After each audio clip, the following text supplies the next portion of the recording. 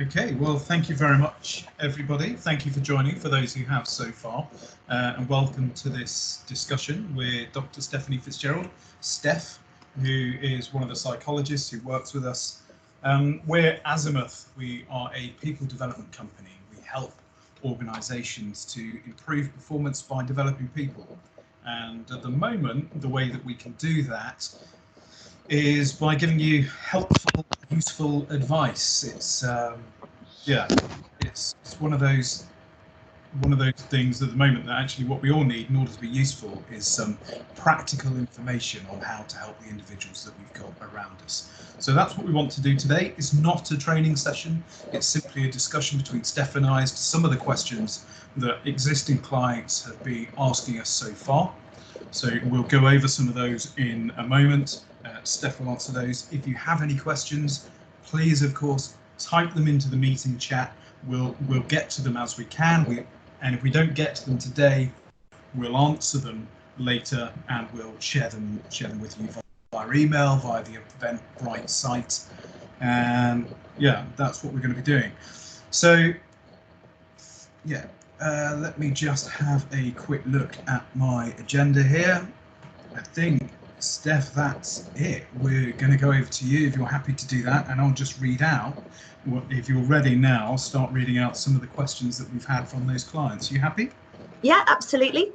Cool. Well, the first one is straight in. What do you think has been the greatest mental health challenge throughout COVID-19? Wow. Okay. So lots of challenges to our mental health. You don't need to be a psychologist to recognise that the COVID-19 situation has had a huge impact on people and will continue to have an impact. I think for me, it's probably the most noticeable impacts have been dealing with the uncertainty. As we know, our brains really like certainty and facts, and they like deadlines. We can cope with change if we know when it will end. So our brain, really likes certainty and exact numbers and exact deadlines. And nothing about this coronavirus pandemic is certain, and nothing is guaranteed. Things are changing constantly. So I think the multiple levels of uncertainty, but also thinking about the uncertainty affects us in so many different ways. So our physical health, we can be uncertain about that. Our home life, our work life, everything feels so uncertain at the moment. And I think for me personally, that's been compounded by a loss of coping strategies. So I'm someone that really likes going to the gym. That's my equivalent of a glass of wine after work. That's where I just like to let off steam. It's how I do my job. It's how I sort of cope with life in general. And so when the gym shut, I found that I instantly lost access to a coping strategy that I consider quite healthy and good for me. And so I sort of found myself scrabbling around for alternatives. I've tried running and that sort of thing. I'm not a runner.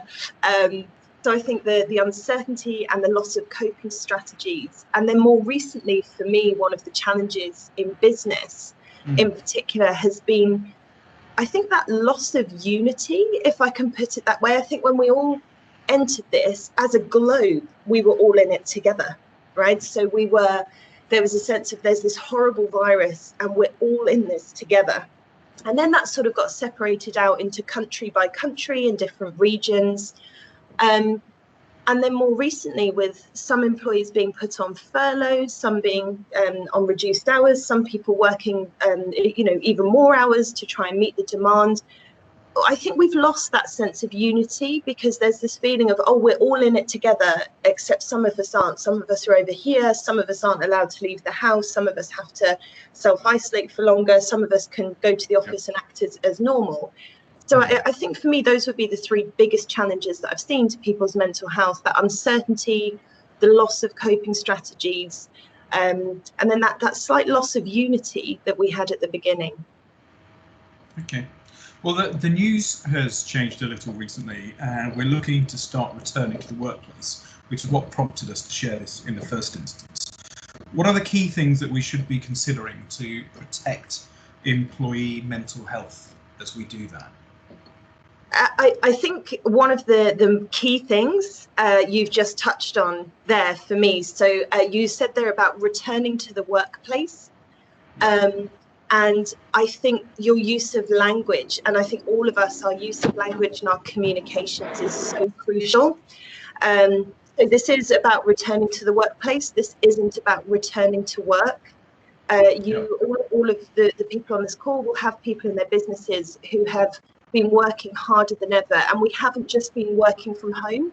We've been at home during a global pandemic trying to work. And that's a very different set of circumstances to normal working from home. So what we don't want to do is upset anyone by talking about returning to work when we've got the vast majority of our colleagues working at home, working their socks off in really difficult circumstances. So definitely language and our communication, I think, is really key. Okay. So when they do return to work, they're going to have some anxieties, of course. Yeah. What are your views on the steps companies should be taking to get ready to support them with those anxieties? It's a really, really good point. I think so. For me, there are some really big considerations here, and the anxiety and understanding that people will be coming at things from a place of fear and anxiety is really key to understand that and to approach that with kindness and compassion, and not be too reactionary to that. So certainly I've spoken to companies recently who say, you know, times are really tight, you know, we're having to make some really tricky financial decisions. Should I now be investing hundreds of thousands of pounds in face masks and gloves and everything? Should I now be investing in, you know, a cleaner coming into the office 20 times per day? And I think for me, it's really important to be measured. We don't want to talk about the workplace being safe and everywhere else being dangerous, because actually that's not the nature of this virus, and employers can't create sterile, virus-free, guaranteed environments. We just can't, because it takes one employee to touch their face or to cough or to touch something, and it doesn't matter if you have a cleaner coming in 20 times a day and wiping surfaces. It takes one employee that hasn't washed their hands to touch that surface, and all that cleaning is null and void. So for me, there's a real place here of reminding employees that it's them, it's the employees, and maintaining social distancing, maintaining good personal hygiene. All these elements are what will keep the workplace safe. So there's actually quite limited evidence. Paddy, you know my views on this around PPE. I don't think it's a good investment because the science isn't there. So I'm very much an evidence-based practitioner, and the evidence just is not there. I think it gives people a psychological safety. I've got my mask on, I've got my gloves on, but you see people touch the mask or pull it down to talk to someone and put it back, or you see them, you know, with their gloves on, touching everything, including themselves, and then touching everything. So I think PPE is very popular with people that have never had to wear it. Yes. I think having worked in a hospital in a previous life and having had to wear PPE for maybe 8, 9, 12 hours sometimes, it's very uncomfortable. It causes other concerns. I can see the logic in needing to go out and you know, wearing PPE. I think it's a psychological safety rather than a scientific safety, and I do think that people are in danger of them becoming complacent because they think, well, I'm wearing my mask, I'm wearing my gloves, so I'm fine. I can stop all this sort of excessive hand washing. I can stop my personal hygiene because I'm protected. So I would really approach that with caution for all of us. And if we've got people on this call working in global organizations, I'm sure we have. It's important that you have a framework to support all your employees going back, but that there's freedom within that framework to adhere to government guidelines. So certainly I'm supporting companies with colleagues in America, where the guidance is 6 foot, here it's 2 meters, Singapore it's 1 meter, Norway it's 1 meter. So you can't just put out generic UK-centric comms saying, okay, we're rearranging our offices so everyone can stay 2 meters apart, because for some people they'll be like, whoa, why is it 2 meters? We only need 1 meter, and so on and so forth. So I guess what I'm saying is approach with caution. I don't feel now is the time to waste a lot of money on things that don't have a strong evidence base, but understand that people are going to have anxieties, and they may be demanding, where are my gloves? Where's my face mask? Where's my temperature check? Where's this? Where's that? And I think having a really sound knowledge of the science, being able to explain those decisions, maybe liaising with your occupational health colleagues to help explain why that's not the path. It may be, we don't know, our government guidance may change, particularly in the UK around face coverings, etc. But for now, just adhere to government guidelines, do everything that you can to adhere to those and make sure people are able to follow them, but not get drawn into spending, you know, hundreds of thousands of pounds that you don't have at the moment. I think that can be unhelpful, actually. Absolutely. The key point, I think, that we were double checking this morning, and actually the most effective way of killing the virus and keeping it off us is hot soapy water when we're washing our hands. Yeah. That's the thing. Just in terms of giving practical advice, that's absolutely what we do, and it's almost free. Yeah. So how, if we've got employees returning to the workplace, and obviously we care about their concerns and how anxious they are and whether they're fearful or not. Some will, some won't be. But how are we going to support our managers to support people in the workplace? It's a really good question. And I think for me, when we're thinking about our managers, we have to remember that our managers are people too, if that's not a daft thing to say. So our managers are also experiencing the coronavirus pandemic. They are also returning to the workplace with anxieties about doing so. They're also managing their own situation at home. So I suppose really, yes, you're a manager, but you're a human first and foremost, and you're a human going through this experience. So I guess what I'm saying is I'm quite passionate about, I think a lot of company guidelines sometimes say things like, you know, ask your manager. If you're not sure, ask your manager. And I don't think we can use that model at the moment. I just don't think managers just don't have capacity to keep up with 50-page government guidance that's coming out, you know, maybe 8 times a week at the moment, absorb all that information to a degree where they can then disseminate it to their teams. They just can't. You know, we need to be realistic. And managers are also going to have days, good days and bad days with this. You know, they're going to have days where they're coping really well, they feel on top of the situation, they're comfortable, and they're going to have days where they feel lower in mood and more anxious. And so for me, I think it's really key that we support our managers and say it's okay not to be okay. If you're having a bad day, if you need some help and support, obviously we need our managers to lead. Of course we do, and our people leaders, we need them to lead and we need them to help.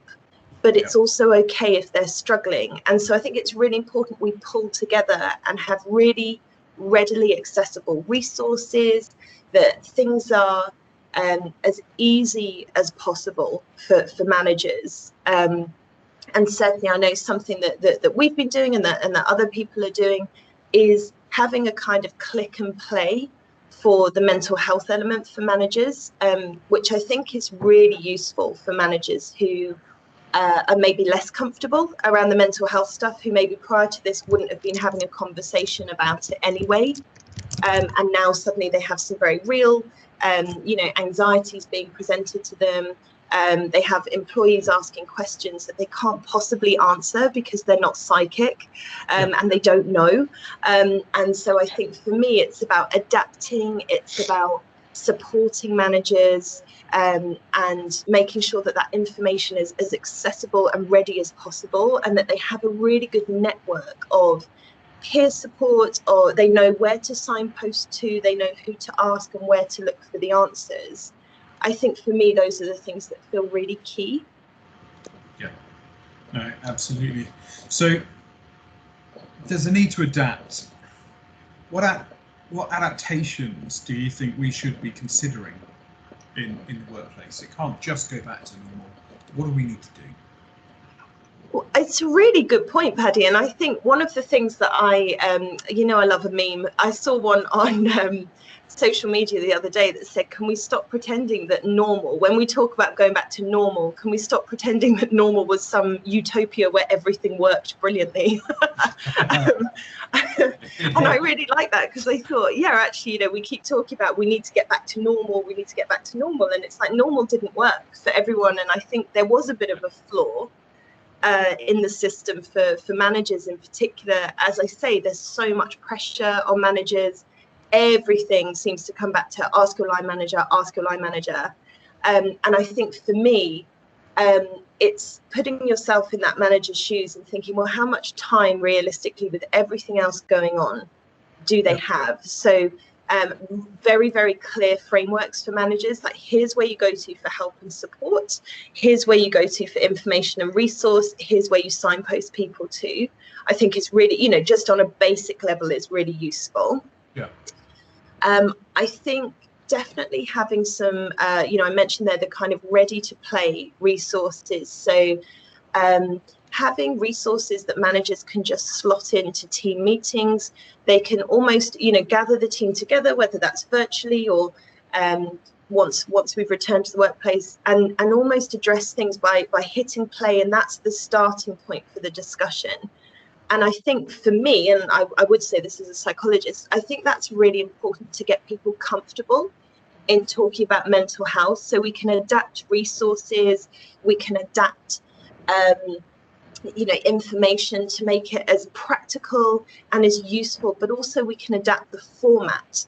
So previously it was give managers a load of information, they then brief it out to their teams and their team leaders and their managers, and they, and down the chain it goes. And we found that it was being watered on the way down.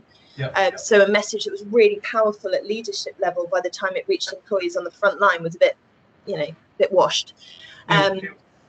So I definitely think having those resources ready to go. I will say, with that in mind, I don't think now is the time to go for something that's very generic. So I've certainly seen companies say to me, is now the time to train loads of mental health first aiders, or is now the time to send everyone on a 2-day mental health awareness training course that's going to cover everything from, I don't know, psychosis through to OCD? And I'm like, no. in short, no. Yeah. Now is not the time to do that, because that's not going to help support your employees in this very specific situation. So I think for me, it's about making sure that we are making these resources tailor-made, that they're fit for purpose, that they're easy for managers to incorporate in their day-to-day, that we're not adding a huge burden and expectation.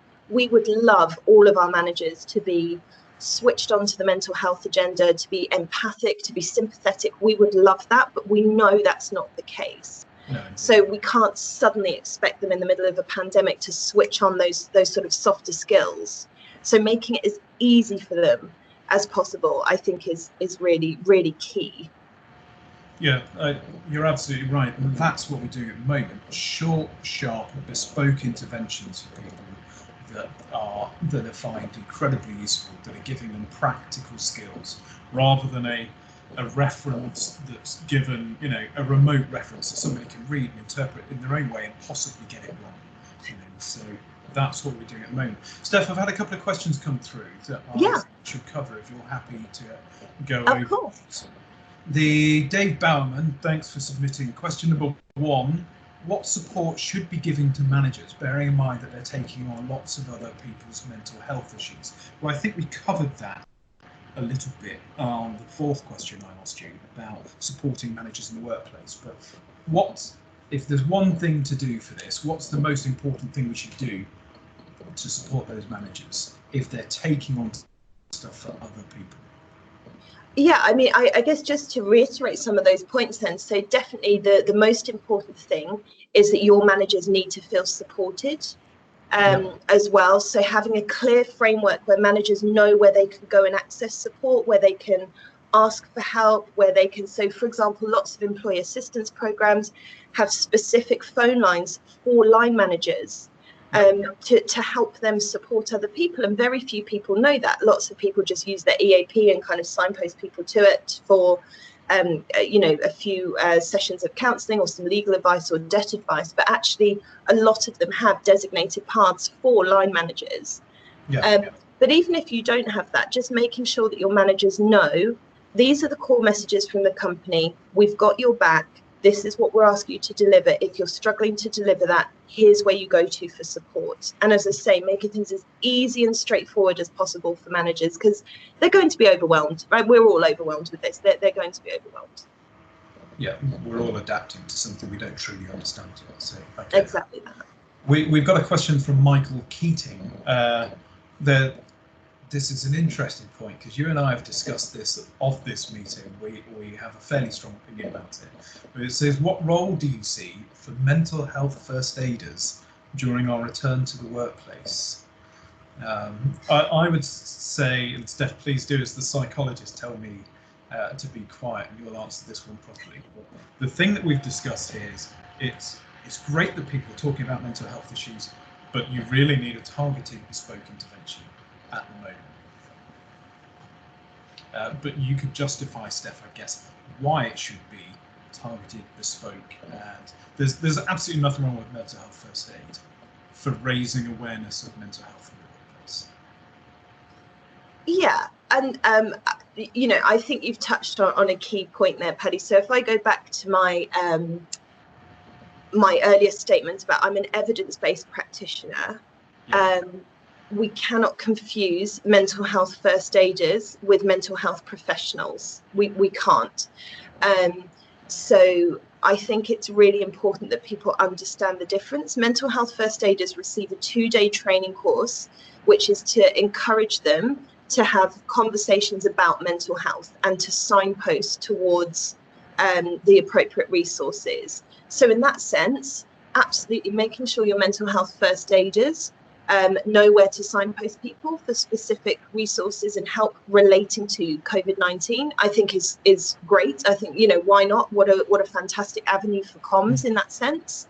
Yeah. Can they offer anything beyond that? Absolutely not. They're not qualified. It's out of scope of the role. It's dangerous if people have a go at mental health. So it's actually better that they signpost towards a professional. Yeah, absolutely. Thank you, Steph. We've got another couple of questions, but there are quite a few now. So if I go to Sophie, who has asked, thank you, Sophie, there are likely to be many employees who are classified as vulnerable due to underlying health conditions, ones that they may not have wanted to bring into the workplace. Yes. So how would you address this so that employees feel comfortable talking about additional needs and fears? I think it's a really key point. And I think what I've seen done that's worked quite well in other companies has been to have a grouping or a coding. So actually, not to touch on a sensitive subject, but very sadly, one of the side effects that we've seen of COVID-19 and people being on lockdown is an increase in domestic violence. And this actually crossed my path because people said, well, I may have colleagues who are in that situation who feel safer at work, but don't want to disclose that in the workplace. They don't want to say to their manager, actually, I don't feel safe at home, but they just want to be able to return to the workplace. And so what we did was we looked at groupings. So people are either in, group blue, group green, whatever you want to call them, or group 1, group 2, whatever you're calling them. Yeah. And they could just say to their manager, I'm a group 1 employee, or I'm in a group 1 circumstance, and I'd like to return to the workplace. And initially, we had lots of fears from companies saying, oh, that's going to be exploited. And we'll have people who are just bored at home who say, yeah, I'm group 1, I want to come back. But actually, we haven't found that's the case. We found that people have, really utilized that group appropriately. And it has actually led to some really helpful disclosure. So I think you could do the same with people who have existing conditions. Like, for example, even we had a few colleagues and employees across different businesses who were pregnant and weren't ready to announce that to the company. And so, you know, we just said, okay, well, you know, that would put you in this category. Say to your line manager, you're in this category. And again, the line managers had the support in comms saying, if an employee discloses they're in this group, these are your steps to bring them back safely. So I think it all comes together, but I definitely recommend that grouping approach, particularly if you're in a country where legally it's harder for managers to ask employees to disclose. So I'm thinking of our colleagues in the States in particular, in Germany with the Works Council.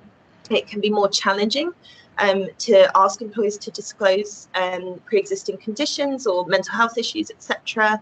And you're not allowed to ask about pregnancies, etc. So giving people a grouping allows managers to react without needing to know anything.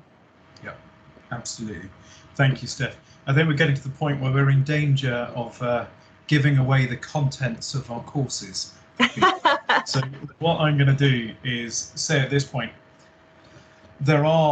this discussion is an introduction for everybody to the foundations of the 90-minute training sessions that we're delivering for different organisations at the moment. This bit is very obviously the unashamed sales pitch. So if anybody would like to talk to us about how we're helping different organisations engage with their line managers and help them feel equipped for returning to work and do this, there's a 90-minute virtual session that we're able to deliver for you. Contact us. We'll be able to help you with that. Our contact details are coming out. But also, we want to help people with practical, useful advice for when they do return to the workplace. So if your question hasn't been answered today, my email is pthompson@azimuth.eu.com. It should have been on the Eventbrite details. Drop me an email. We will do our absolute best to answer a question for you. And we'll post these questions with the recording of this session on YouTube so that you can all see it. But the point here is that you get practical, useful advice to use back in the workplace. And if you have any questions about how to do that, just get in touch and let us know. If there's anything, we've got a couple of minutes left. If anybody else has a question they'd like to ask quickly, then please do drop a note now in the meeting chat.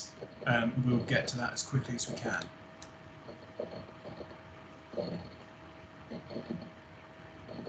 Just give that 30 seconds or so. Dave Bowman, how much is the 90-minute session? Well, our pricing is in our catalogue, which I can send to everybody. It's £800 for 90 minutes.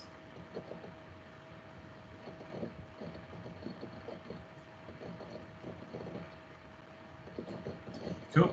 And we've got people starting to leave and no more questions coming through. So I'll end it there. I'll stop the recording. Thank you, everybody, for coming along. And thank you, Steph, very much for your time. Really, really appreciate it. Thanks, Paddy. Thanks, everyone.